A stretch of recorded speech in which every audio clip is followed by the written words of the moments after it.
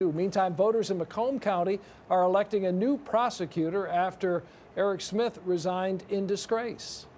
Here are the latest numbers. Republican State Senator Peter Lucido with 65% of the vote, and Democrat former Judge Mary Chanowski with 35% of the vote. Only 10% of the precincts reporting there, though. Counting of the ballots will go into the early morning hours in this critical county. You know that. 7 Action News reporter Jim KIERTZNER live at St. Clair Shores City Hall with a progress report and a look at how the high stakes played out at the polls with the clash of presidential supporters. Fill us in, Jim. Yeah, and I can tell you, Carolyn, with those early numbers, this is far from over. So the continuing story here in Macomb County is the high-speed ballot counters down the hall from me here in this city hall, as well as throughout the local jurisdictions in Macomb County. And we're going to show you some of the tension out at one of the polls this afternoon.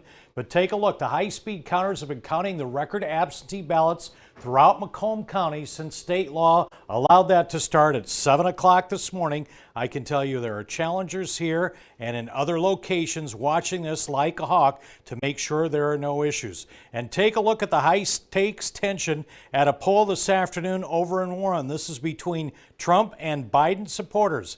This gives you a good taste of what's going on in Macomb County, always a critical state here in Michigan. Police are on the scene. They did not have to move in. Both sides said they wanted to influence, but not intimidate voters. You know, I think it's kind of insane, to be honest. I've never seen anything like it. They're here intimidating voters, in my opinion. They've got the speakers blaring. As you can see, they're blocking the parking lot where people are trying to get in and out to vote. Our intention is just that, to share the love that we have for our president and our country and for each and every one of them. You know, there's a law that you can't be 100 feet, otherwise you're electioneering, and we're far away from 100 feet. So we're continuing to watch this race for prosecutor, also county clerk, but only 10% of the votes in. Those numbers will continue to fluctuate as they continue to count these absentee ballots. It's going to be a long night, long morning here. What's the situation over in Oakland County? Here's my colleague, Simon SHAYKHET.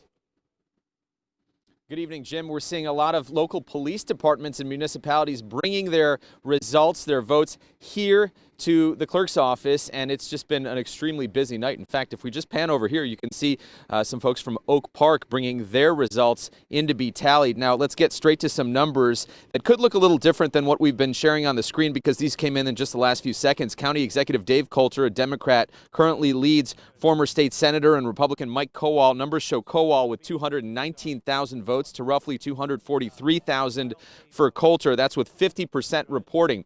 Now, let's talk about the prosecutor's race. Judge Karen McDonald, a Democrat running for prosecutor, leads former assistant prosecutor Lynn Getz. Numbers show Getz with roughly 212,000 votes. McDonald, roughly 250,000 votes. Again, that's with 50% of precincts reporting. And also the sheriff's race, we want to mention the current sheriff, Michael Bouchard, leads with 269,000 votes to 210,000 of his challenger. Much more still to be decided, but definitely a clearer picture than what we had even just 30 minutes ago. Back to you.